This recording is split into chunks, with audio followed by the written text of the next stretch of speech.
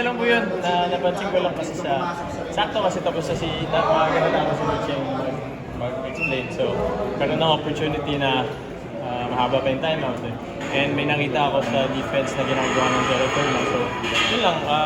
Sinubukan ko lang sa teammates. For sure, ang laki ano lang sa'yo na hinahayaan ka lang na yun na coach Sheng na to take the lead, to take command sa huddle.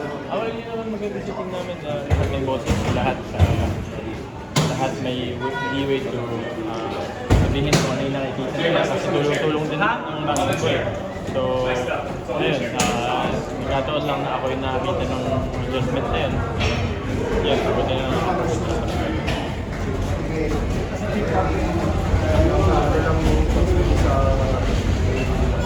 Unbeaten record mo sa kapag makikita mo rin being part of the team, nasa floor, makikita mo maganda. Well, we're sticking to our system. Lagi namin binibilisan yung bola, yung ball movement namin. And talagang tulong-tulong namin ginagawa. Hindi kami individual personnel. Hindi kami nag-rely sa individual personnel. Tulong-tulong kami, balance scoring kami. Ikot at ikot yung bola kasi kung makikita nyo, iba-iba halos ang nagpa-player of the game.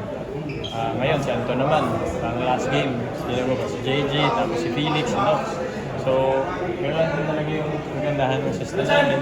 And hopefully, magtuloy-tuloy. And yun, lahat lang nag-buy-in sa system.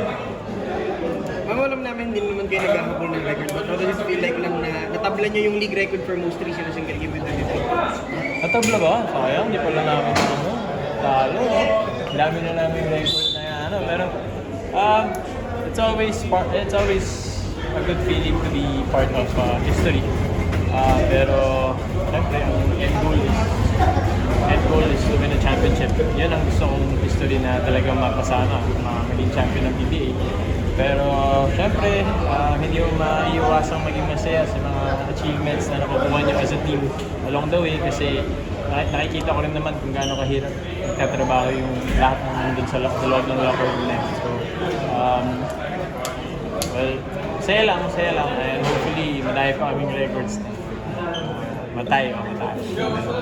Hindi naman yun ang focus namin. Focus namin is to win every game, take it one game at a time. Which is Tuesday kami, Phoenix naman po. So hopefully, manalo naman kami kasi yun nga. Ang goal naman namin ngayon, since nakapasok na daw kami ng quarters, is ma-secure yung twice to beat. So as much as we can, as early as we can, sana ma-secure na namin yun. Okay po, salamat.